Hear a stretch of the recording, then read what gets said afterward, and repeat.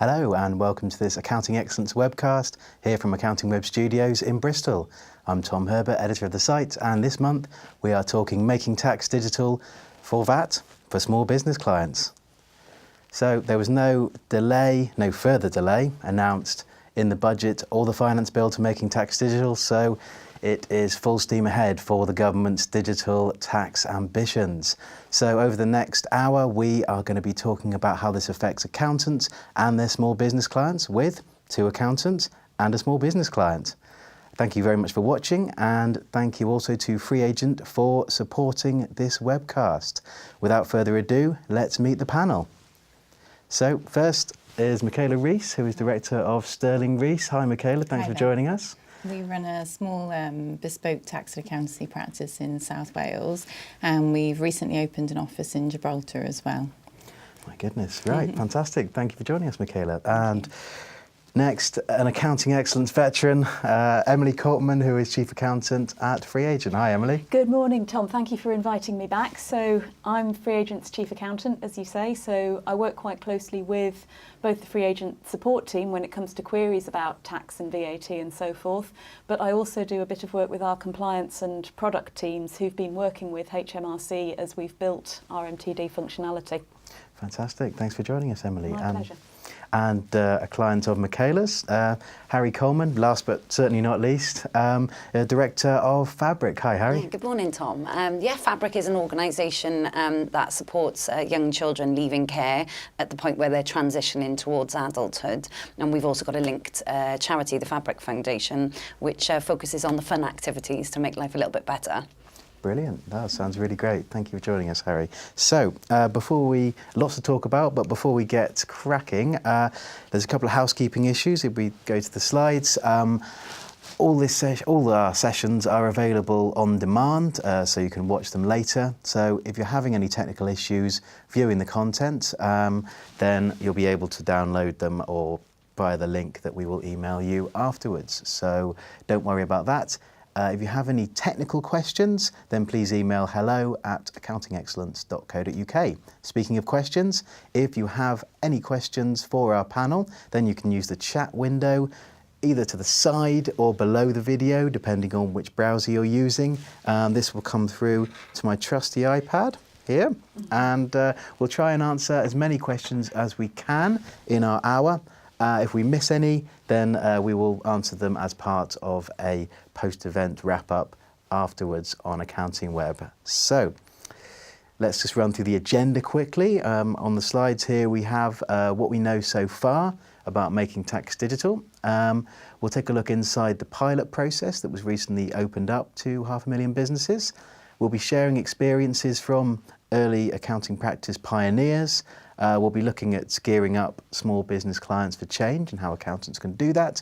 And we'll be answering some of the most frequently asked questions that ourselves at Accounting Web and Free Agent get on making tax digital. If there's time, we will answer your questions. So let's get started. MTD, the story so far. Emily, what do we know?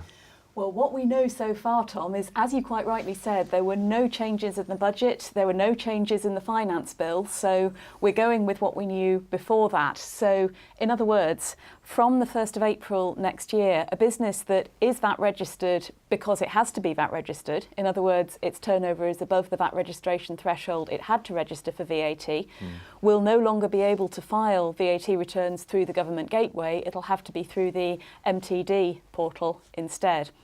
If a business is not VAT registered, it's not affected by MTD at this stage. If a business is voluntarily registered for VAT, then it can file through MTD, but it can opt to stay within the government gateway. But one key point to note is that once a business has started using MTD, it can't then go back and start using the government gateway. Once you've changed for good. Yeah. Okay, no, that's interesting. If we take a look at the slides, there are a number of businesses. When the pilot was opened up, I think last month, there was also a little sneaky announcement down the bottom that we had to dig out that a small number of businesses, about 3.5%, with complex requirements, have a 6-month deferral and come into the regime in October 2019. These include deep breath.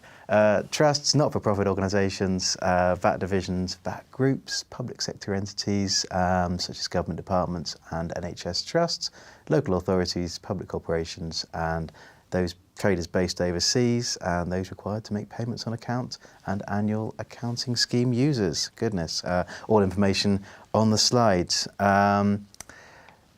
Digital records, Emily. Could you just give us a quick definition of what they actually are?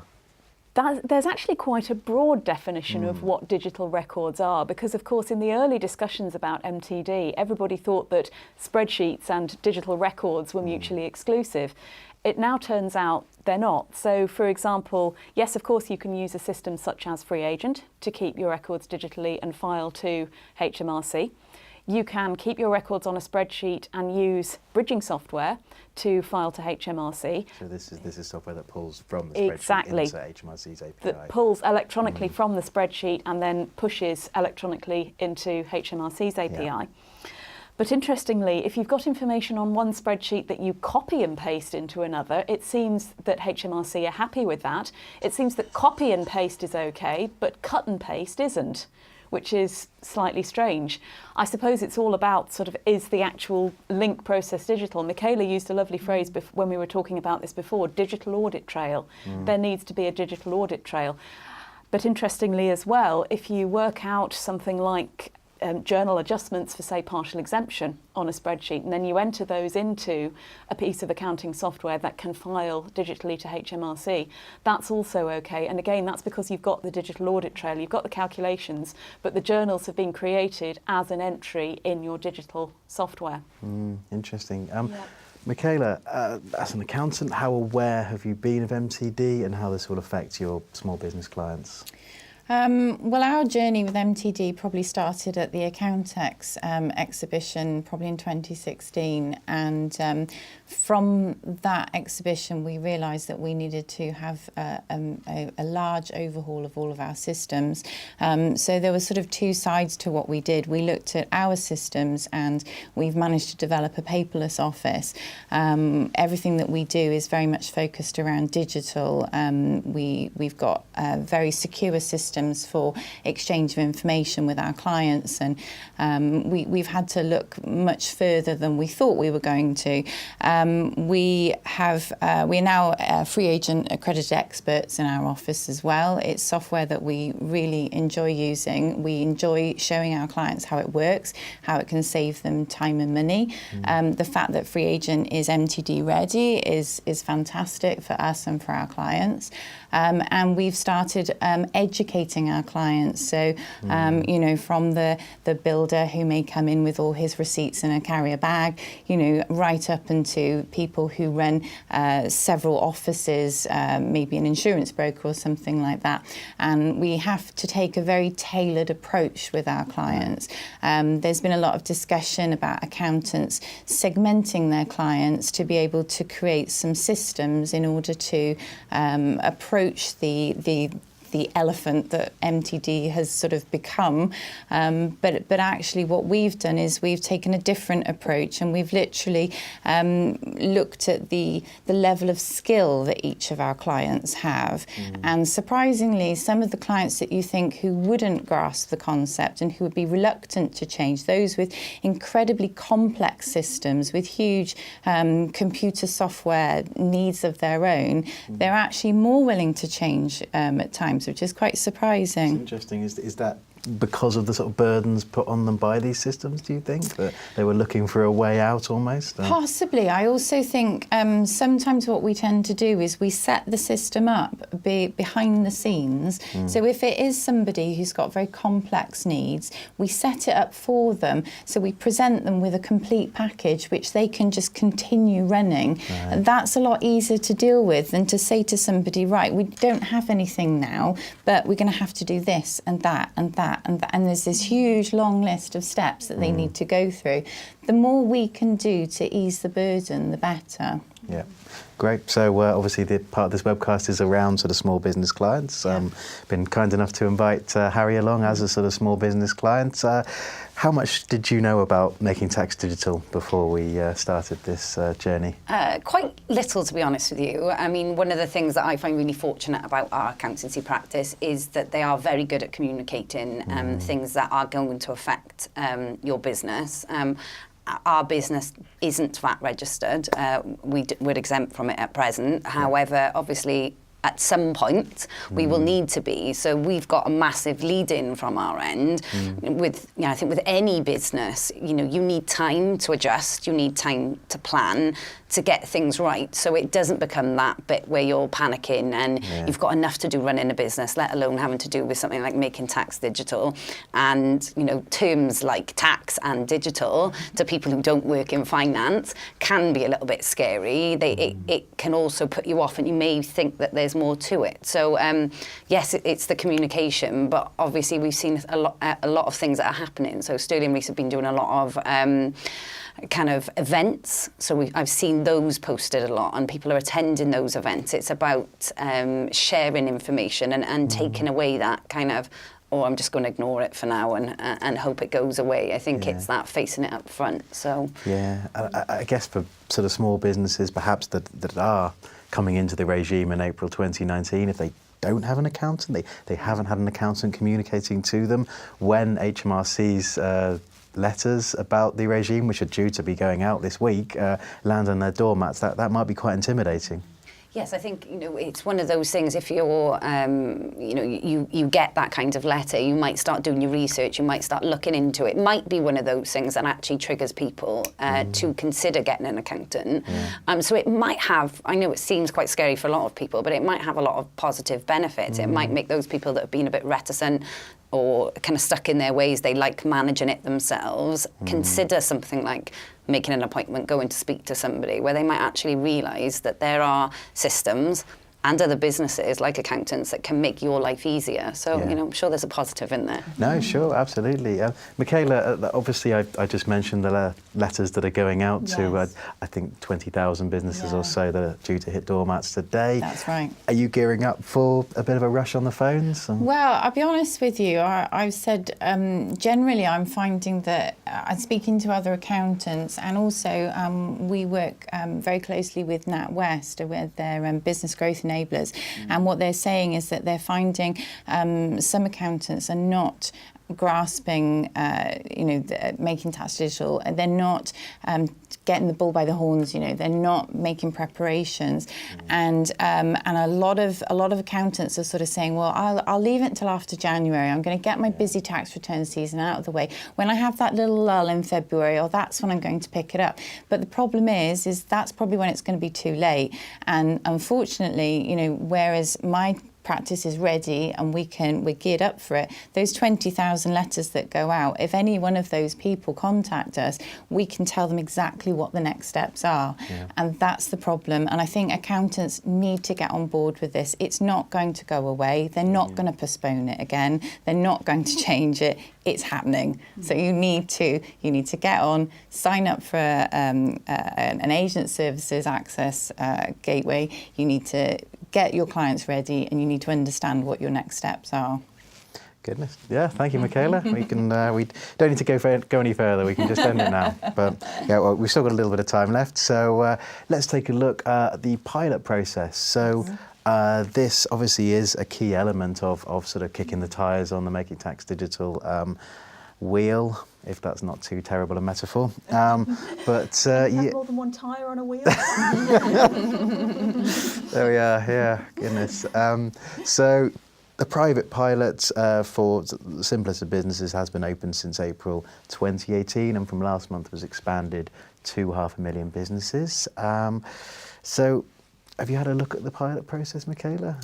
I have looked at it. I haven't been successful in signing any of my clients up. Unfortunately, the clients that I believe fit the criteria, we're actually getting messages to say to come back April 2019. So that obviously needs further investigation. Yeah. Having said that, I do have other clients who I possibly would want to put them into the pilot, but because they're currently on monthly VAT submissions, as Emily said, you know, once they are in MTD, they have to stay in MTD. So that is a careful consideration between us and the client. So both sides need to understand exactly what that is going to entail. Interesting. Yeah, there is information. On the slides, I've included a few links to guidance on the pilot that was released last month, so how businesses can sign up, how agents and their clients can sign up, and a big old list of all the approved software suppliers and those who are currently working with HMRC on the approval process. We will send out this slide deck with a link to the on-demand version of this webcast as well, so don't worry, you will be able to have a look at those, or they're on gov.uk. Emily, obviously Free Agent have been working with HMRC on the pilot progress. Can you just tell us about a few sort of successes and potential snags you've encountered there? Certainly, Tom. Well, as far as successes go, we have had a live submission made through Free Agent as part of the pilot, which we're very proud of. We have had a couple of accountants being able to authorise their dashboards, their practice dashboards that they use to manage all their clients, to talk to the MTD portal. And so we have got that end-to-end process for the accountant that lets them hook Free Agent up to their agent services account and file a VAT return for their client through MTD. And we've been able to make enough of Free Agent systems talk to enough of HMRC's APIs to make that happen. So that's obviously really good news. The snags, I would say, from our perspective, apart from what Michaela mentioned about not all clients fitting the criteria, because of course a lot of businesses who use Free Agent will, for example, use the VAT flat rate scheme, and they're not currently eligible to go through the pilot, so that restricts the number of businesses we can work with to a certain extent. The other is sort of from a software development point of view, the very agile nature of the development process for MTD has been a bit of a challenge on the product and compliance side, because we know what the broad end goal is, all VAT returns being filed through MTD rather than through the government gateway.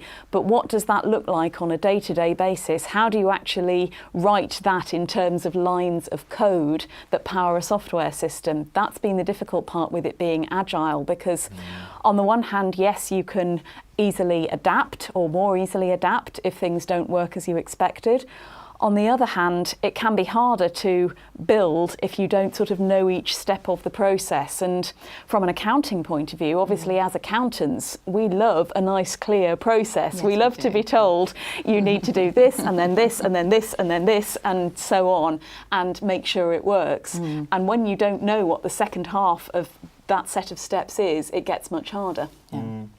Yeah, just to back up on that term, agile. Obviously, this is a sort of IT term, isn't it? It is. That Yes, you know, it is. perhaps Michaela, from your sort of background, are you able to talk us through agile development?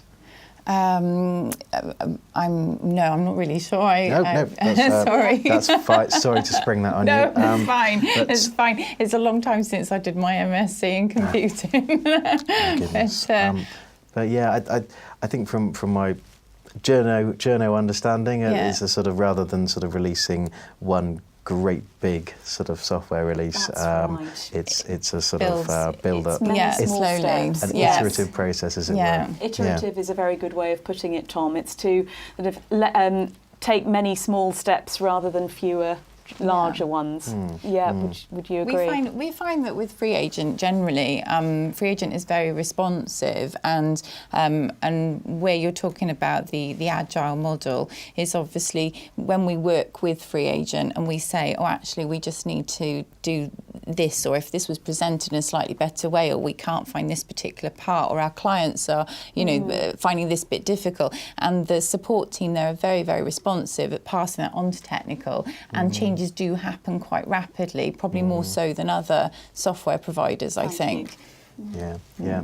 And Harry, from a sort of small business point of view, in terms of pilots, is that something you would be interested in participating? Yeah, definitely. I think as an organisation, we like to make sure that we are adapting with change. It's not something that we're resistant to. And I think anything that gives you the opportunity to try something and work with it before you've got the end goal definitely has to be something that makes what is for our business probably quite a stressful experience when you're going through those big changes with finance, which isn't what we do. And so I think being able to take part in something like that would be a positive process. And I think it would probably be a good idea for any small business that gets that opportunity to work towards something, because you're going to have your hand held a little bit. And I think that there's always something nice about having your hand held in something that you don't necessarily leap for joy at the chance of.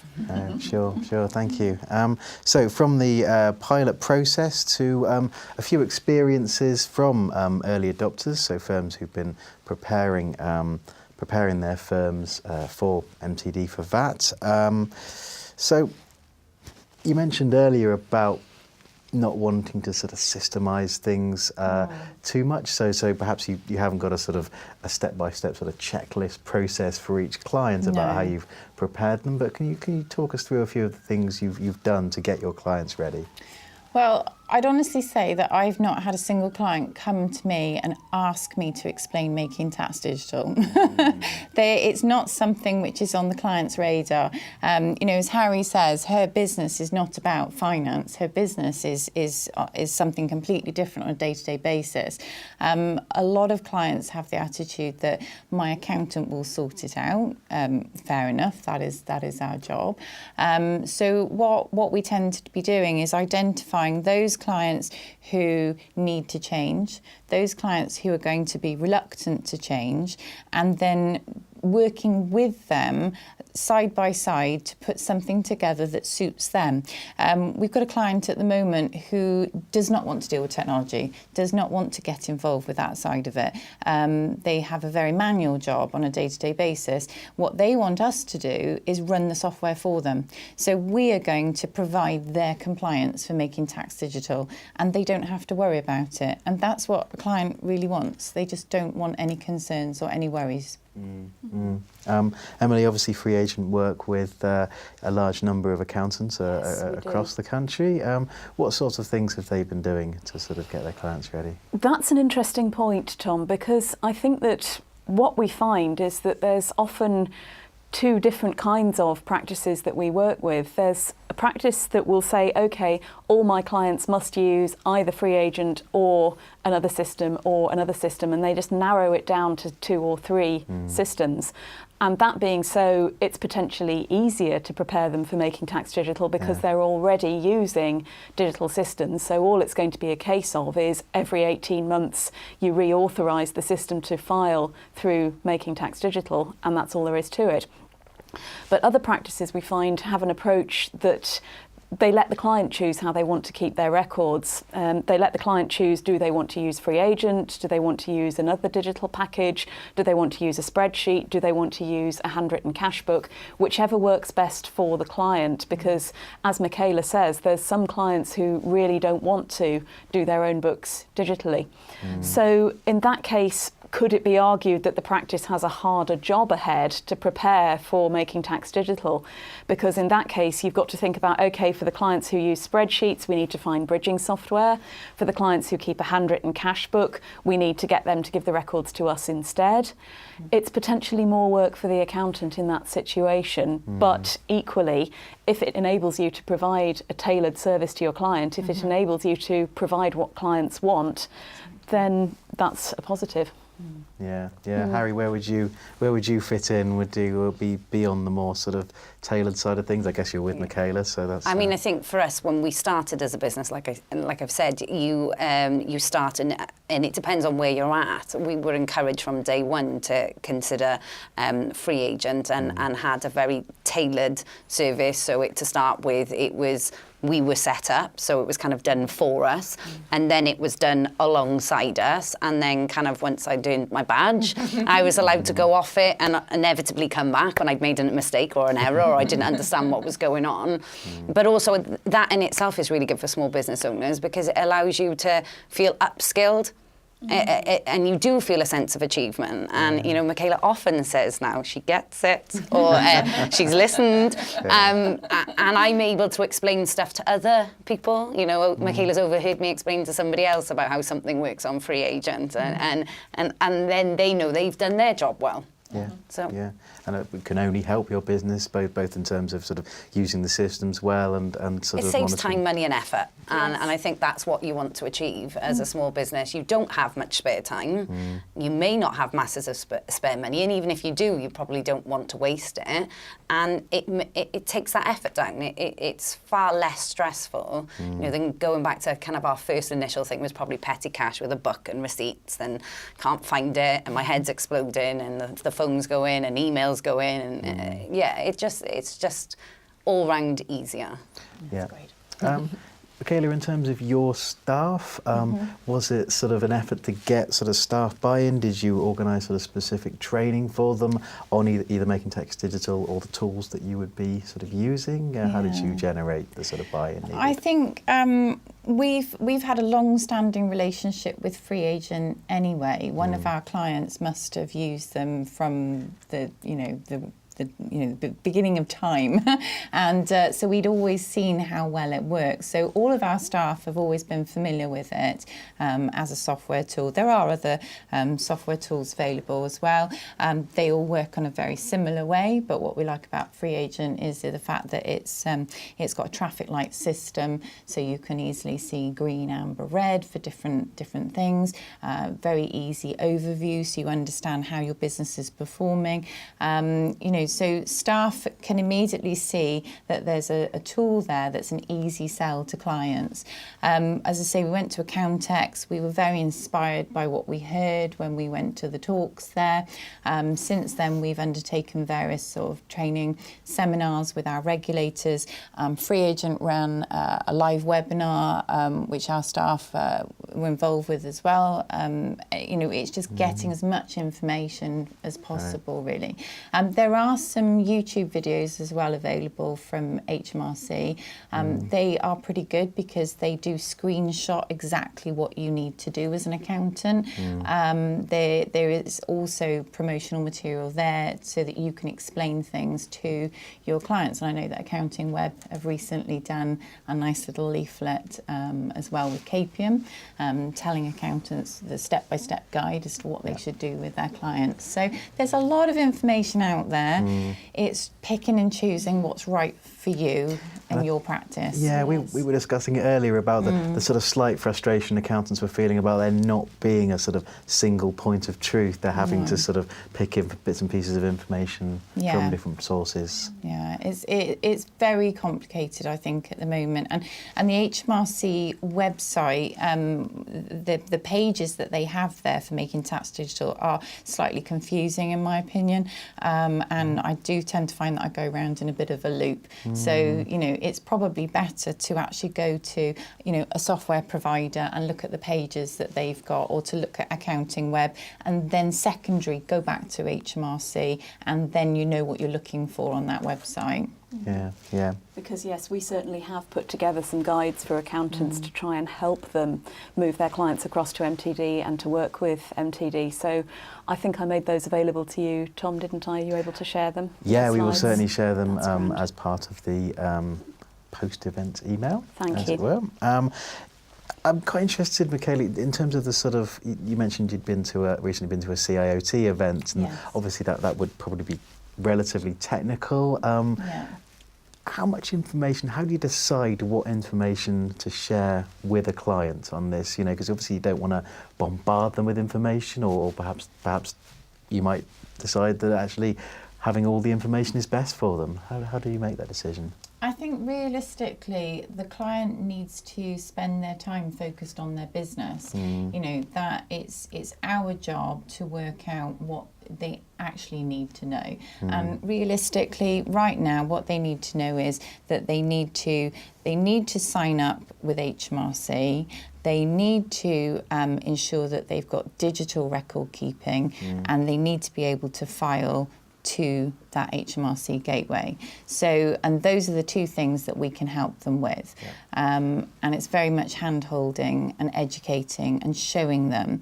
Again, as I say, if their level of skill is not such that they want to, you know, understand the technology at great depth, then they need to speak to their accountant. They need to see what level of service their accountant is willing to provide.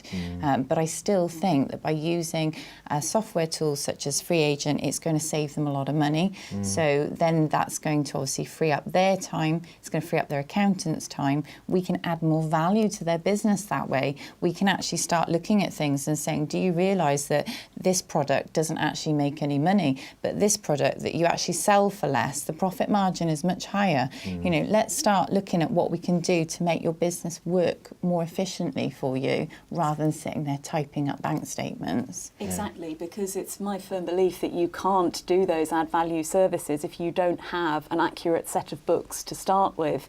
If you've got a set of books that have a lot of mistakes in them, then you're making decisions based on incorrect information, and that could lead to ultimately the business going out of business.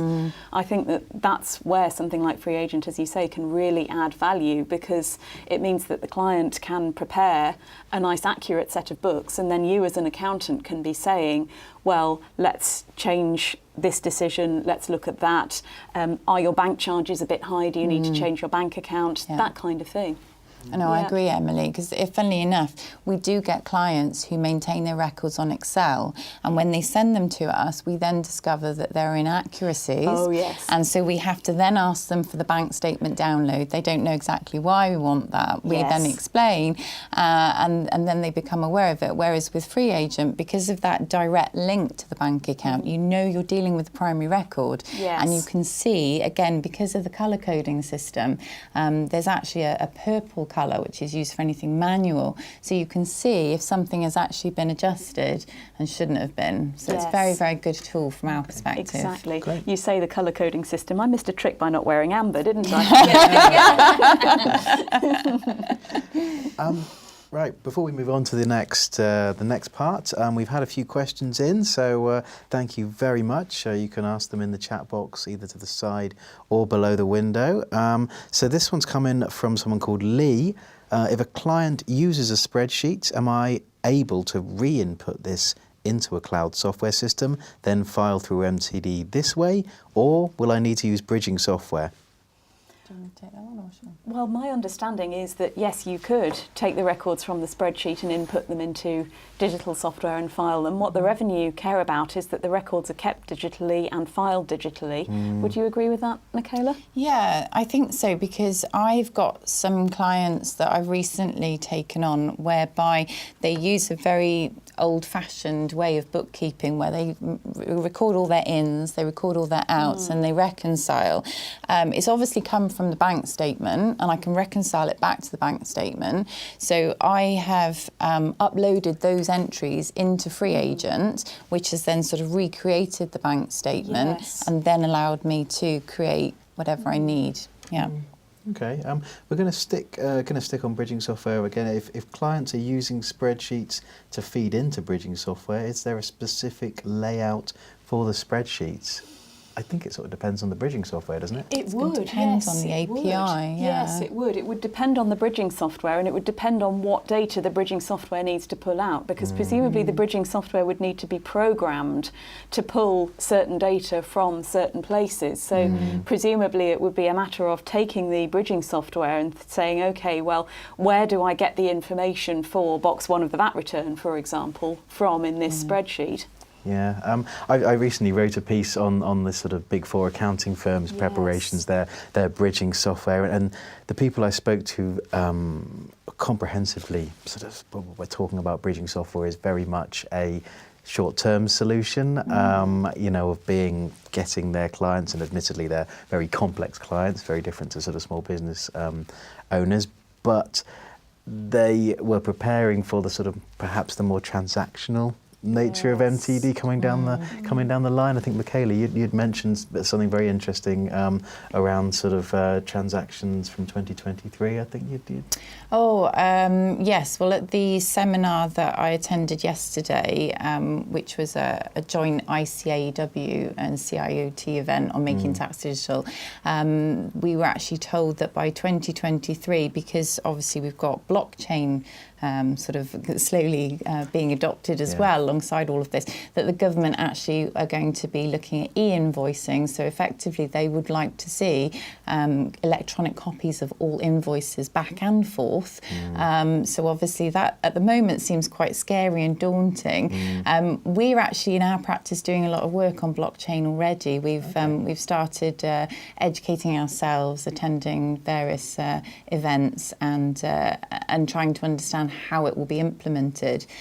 Thomson Reuters did a recent article, Accountant of Tomorrow, definitely worth looking up, and it's explaining about how the accountancy profession is changing and how we are going to have to understand technology more, because we are going to have to advise more on software rather than other aspects. Exactly. Well, this is the point that Harry made, that as a small business owner, you've not really got time or inclination to think about, well, should I choose this piece of software or that piece of software? Or you want to be able to go to your accountant and say, Michaela, please recommend a piece of software that's going to be good for my business. Well, I think one of the things that you know is good to recognise as a business owner are your strengths and weaknesses. And I don't have an accountancy practice, so why would I think that my knowledge on what is going to be good for me on that level is going to be better than going to an expert? So I think if you can always recognise what other companies can do for you and how they can advise you, it just makes life simpler. And I think that's, every business has its difficulties and stresses in managing, and if you can find ways of making your life easier, then why not choose them? So for us, that's something we've looked at. Why have staff giving you a Word document that inevitably somebody doesn't save the template and writes over and all those stresses which, make your head explode on a daily basis, when you can have a system where actually you're then upskilling staff so they feel better about themselves because they've learned something new. So all of our staff upload their own expenses, their mileage onto Free Agent. They do it themselves, and for some staff members that is an achievement, doing something differently. It's allowing people to take control of stuff. So Free Agent allows me to take control of my finances. I manage it, but I have a bit of support, and Michaela's and all the staff at Sterling Rees do the things that I need, adding value to my business, rather than sifting through carrier bags of receipts. We'll stay on this point. The next section talking about the sort of small business view of making tax digital.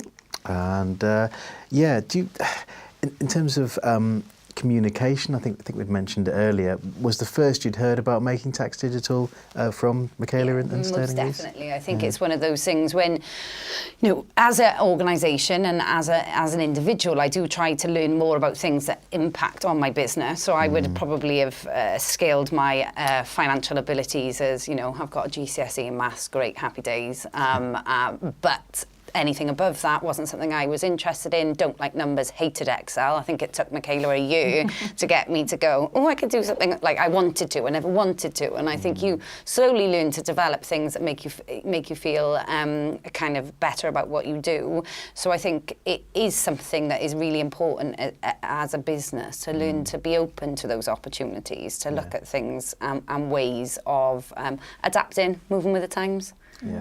And I guess in terms of the communication piece, there's a sort of two-pronged approach that a lot of accountants I speak to have. Either there's the carrot of efficiency benefits, saving time and money, etc., or the stick in terms of the nasty letters and potential penalties that could sort of come through.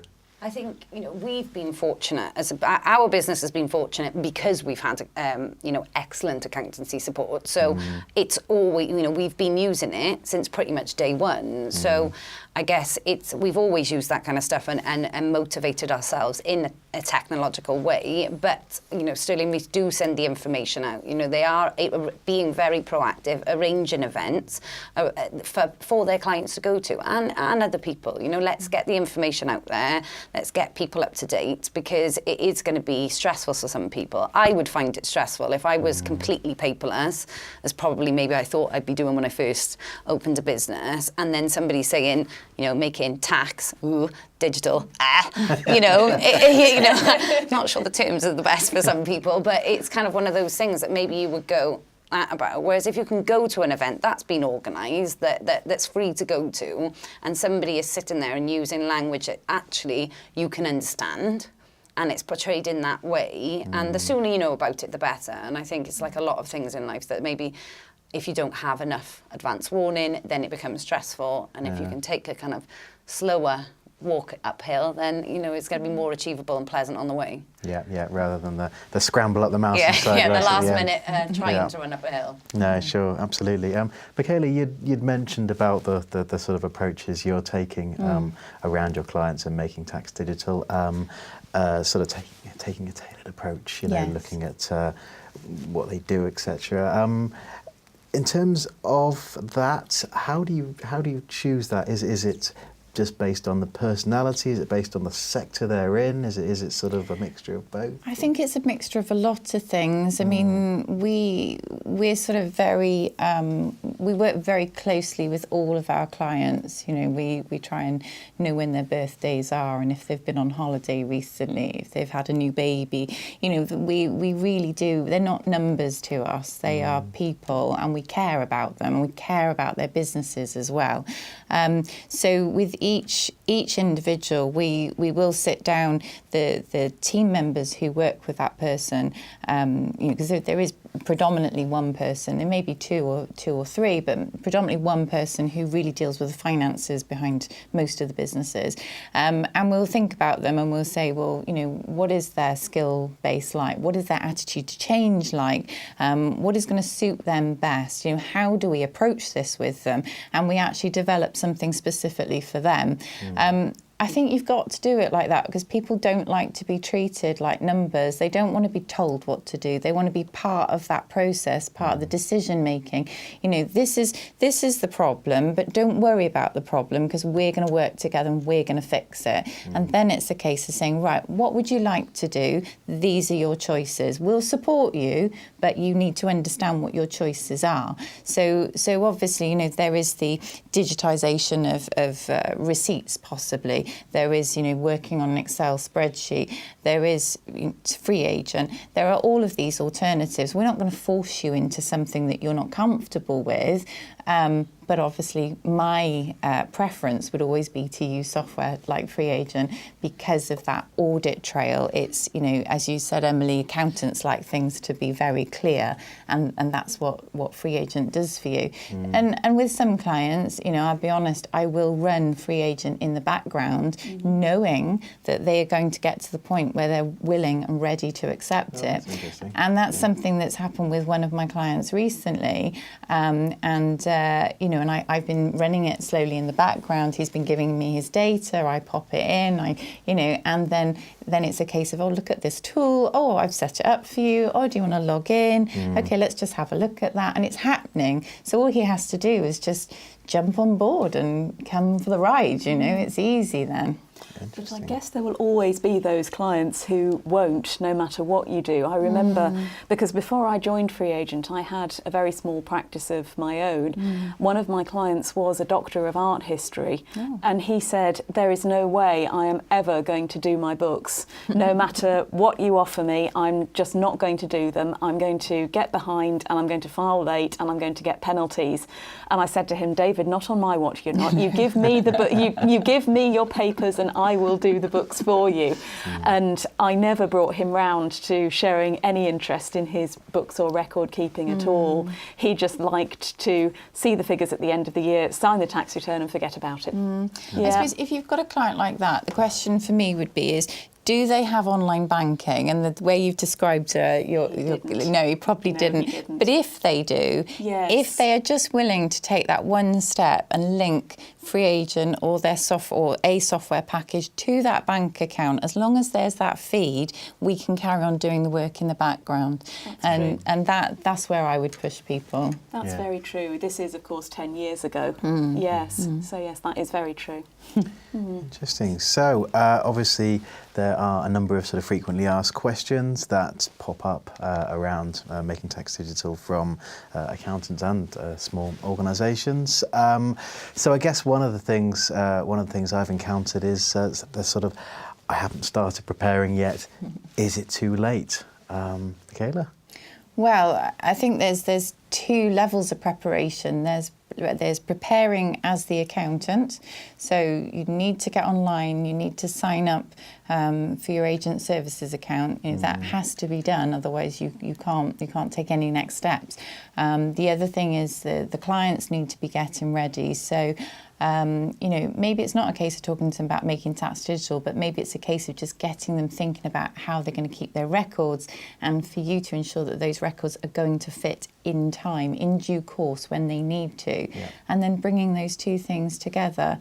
I wouldn't say it's too late, because, as I said, I mean, the clients that I wanted to put in the pilot scheme are being told to come back on the 1st of April. So let's hope on the 1st of April there aren't 3 million other people trying to sign up as well. Interesting, yeah. But obviously there is a 3-month window there, so hopefully we'll find that it will be staggered, and that HMRC will offer some support to us as accountants to try and get everybody on board. Yeah, I guess that's a really good point. I guess it's worth sort of mentioning that although the regime begins in April, your first VAT filing will be what, sort of August, something like that. It depends on when your VAT quarter is going to end after the 1st of April, but yes. August is the earliest, of course, isn't it, that you'd have to file a return through Making Tax Digital if you're not going to take part in the pilot, because it would be 1st of April to the end of June, file by 7th of August. Okay. Yes. Yeah. The second question that gets sort of frequently asked is around the penalties regime for making tax digital. Emily, what's your understanding of this? My understanding is that it's not yet been finalised. It's not been set in stone how it's going to work. For the first year, I understand HMRC have said there won't be any penalties because they want to make it a soft landing. After that, I understand it's going to be a points system, kind of like getting points on your driving licence. Late returns, or presumably late or incorrect payments, would incur penalty points. And then once you've got a certain number of penalty points, then you get a fine. And I think they've said as well that after, if I can't remember whether it's 6 months or a year off the top of my head, but in a certain time frame the points will start to drop off, so that if you file on time for, say, a year, then your slate gets wiped clean. But I don't think they're going down the same route as the self-assessment tax return yet, where even a minute late and you get fined £100. I don't think they're going down that route yet. Okay, great. Thank you, Emily. right. I think we've kind of answered the third question that I was going to ask around clients refusing to move from paper-based records. Obviously, it's been asked a couple of times in a couple of different ways on the site. Some accountants have been more extreme than others. I was like, oh, just sack them, whereas others have gone for a more gentle approach to sort of phase them in. And I think, Michaela has talked about sort of running programs in the background and things like that. That sounded a good solution. Because, sorry to jump to butt in, Tom, because I think one of the points that was made on one of the HMRC information papers about making tax digital is that keeping your records digitally doesn't mean that you personally have to do the record keeping, and equally I don't think it means that you have to do them in real time. Obviously it's most efficient if you can, the more real time you can do them, but business owners have got a lot of other things to do. And also if you're opting for the route where you give your books to your accountant to do, I think that the Revenue have said, well, look, that's perfectly okay. You can still give your records to your accountant or bookkeeper once a quarter. So long as the records are prepared digitally and filed digitally, they're happy. That's my understanding. Yeah. So the final question around making tax digital for income tax, corporate taxes, etc. What do we know about that? 2020 at Yes. least is what we know. At least 2020 is what they've said. And obviously we don't know what will happen with MTD for VAT as it beds in. We don't know how things will change with the one word nobody said today, Brexit. We don't know how things will change with that. So at least 2020 is all we know for now. Great, thank you. So we've answered some frequently asked questions, but we've got plenty of questions that are flooded in on the iPad, so thank you very much. We've still got a few minutes, so if you want to get in any under the wire, then you know, it's one of those things that you'll be able to get in via the chat box, either below the video or to the side of it, depending on your browser. Louise H asks, I have a second-hand car dealer on the margin scheme, a mix of margin and full VAT, but I can't find any reasonably priced software to deal with this. What should I do? This came up actually as a query yesterday, and the head of the tax technical team couldn't answer it. So unfortunately, I think in that particular case at the moment, unless there's anything that you're aware of, Emily, I don't think we know the answer. No, we don't. This came up in discussion at a seminar with HMRC and quite a lot of other professionals and professional bodies, and Rebecca Bennyworth didn't know of any software that could do that. And yes, I think if Rebecca doesn't know of any, the answer is probably there isn't any yet. So it would be a case of you use Free Agent or whatever software as far as you can, and then you post journals for the margins. I think that was the advice that was given yesterday, is to make the amendments within the digital software itself. But that's all there is at the moment. Goodness. Right, so wait and see, I guess. Yes. Goodness. Jane asks, well, she says, interesting to have a business owner on the panel. What has Harry's experience been with MTD, and is she part of the deferred group?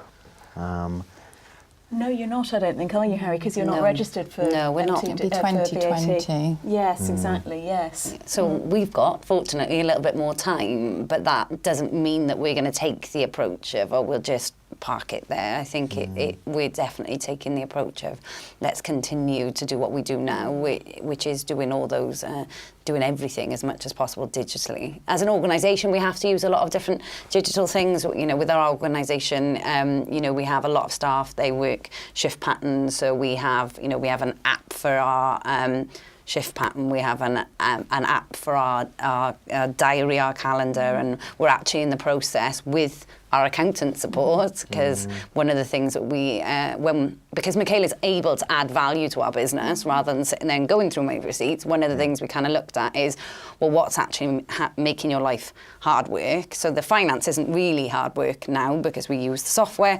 One of the things that makes our hard work is our recording systems. We do a lot of recording. We use a lot of paperwork, which is really hard work because we use things like Word to create documents. There's so much human error, you know, conflicted copies on documents, files go in, you know, again, linking back to what Michaela said about people with different skill sets. Our staff are fantastic, but they've all got varying levels of tech ability, which means one person finds it really easy to use Word documents and not accidentally right-click in a folder and delete something. Somebody else does it all the time. So I think one of the things that we're also doing now with our accountant's advice is looking at getting our own database built. Again, taking that step towards accepting we are moving in a digital age, whether we like it or not. And I like my pen and paper. I like a book over a Kindle. But, you know, there's certain aspects that you're not going to change about me. I like a book, but I do accept that as an organisation, you know, you need to start moving that way. Basically, my advice is to anybody, you know, save yourself the time and effort, money, you know. Have a bit more time in your evening rather than sitting there with your receipts.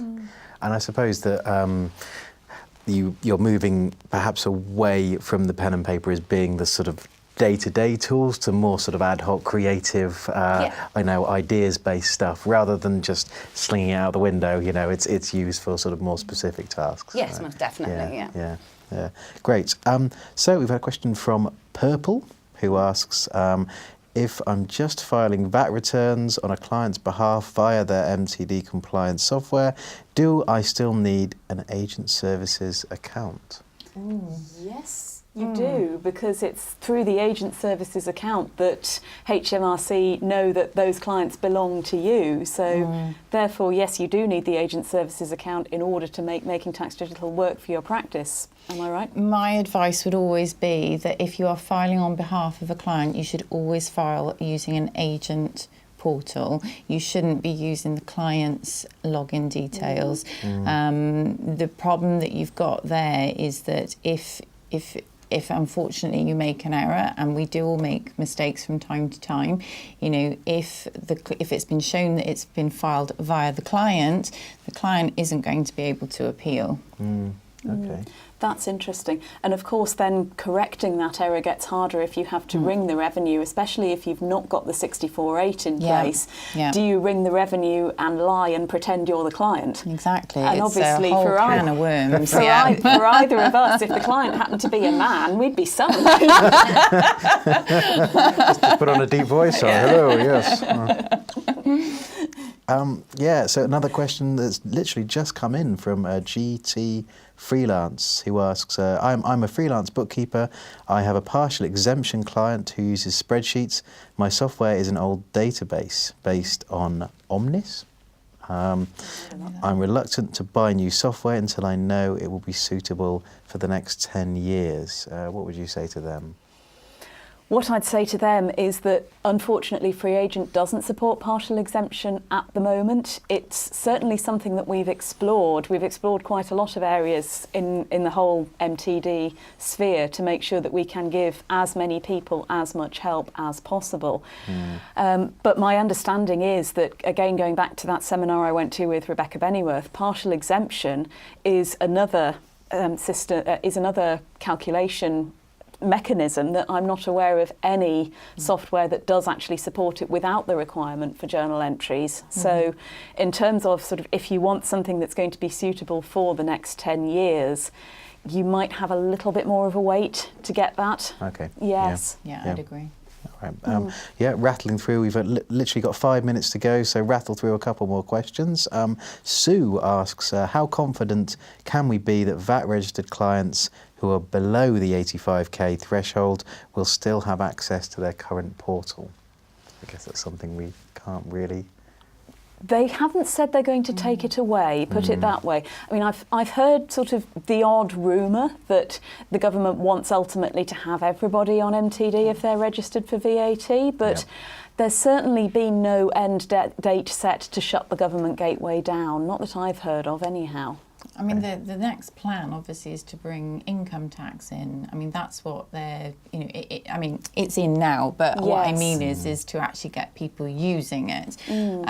I don't see where they would get to the point where they would actually shut the portals completely. No. I think we're a long way off that. I'd agree that. There's an income tax pilot sort of chuntering away in the background, isn't there? But it's been there a bit is. sort of overshadowed. Again, I think you've got to be a little bit cautious, because once you're in the pilot, you're actually in MTD. You can't just say, oh, I've signed up to the pilot, don't fancy doing that anymore. We were told it took about 6 weeks to get somebody out of the system, and that doesn't seem that long possibly, but if you're going back and forth, that 6 weeks you could be spending chargeable to another client. Exactly. Alison asks, I have managed to set up my new agent service account. However, I can't seem to find the link to allow the mapping process. It's not a link. You have to sign back in. You have to link your current government gateway ID or IDs to that account. So you're effectively pulling across the authorisations. You won't be able to see the clients within that. Then you have to log back in there's another link where you have to log back in, and then you put the client's details and your details. Then the client will get an email to ask whether they're going to authorise this process to continue. So that's sort of in a nutshell, sort of a short. That sounds complicated. It is complicated. I think HMRC have set the bar pretty high for accountants on this one. We are being sort of left to find our own way through. The best thing that I can advise is to have a look at the HMRC YouTube videos, because they do screenshot every step of the process. Brilliant. I think that's about all we've got time for on the questions, so apologies, there are a few I've had to miss out, I'm afraid, but we will cover those in a wrap-up afterwards. So just a final point from all of you, either as a sort of accountant or small business owner, if there's one thing that people can take away from this session, what would you say? My message to accountants would be don't delay, don't wait until February, start looking at it now, start signing up, start assessing your clients, talk to your clients, even if you're just telling your clients that you will be dealing with it in February if that's what you have to do, but start talking to them. Don't spring it on them in February, March, because you'll meet a lot of resistance. Lovely. Emily? I think my point would be that if you are or would like to be an accountant working with Free Agent, then, as I said, we have got 2 accountancy practices who've hooked up to the MTD pilot through the dashboard. If you would like to be part of that too, then please talk to your account manager at Free Agent, because we offer that. We also offer like mini consultations to help you get your practice ready for Making Tax Digital. So however we can help you, please ask. Lovely. And Harry? I guess my advice is to try and embrace the process a little bit more. So maybe have a little bit of a reflection about, if you don't have an accountant, what an accountant could bring to you. Yes, you might not want to spend out on certain things that you think you can do, but actually, accountancy, I've learned, is more than just somebody that does your tax return and stops you getting a penalty. So take that approach to it, and if your accountant is somebody that just does your tax return and doesn't offer you any added value, then maybe again you need to think and look at going to that person and see it more as, does this accountancy practice work with who I am and what my business is? Fantastic. Thank you so much, Harry, Emily and Michaela, for joining us. Thank you very much for watching. We'll send out an on-demand version with the slides and the Free Agent resources, as I'd mentioned, and keep an eye on accountingweb.co.uk for more information on Making Tax Digital and everything else from the big wide world of accountancy. Thank you very much to Free Agent for supporting this webcast, and thank you for watching right to the end.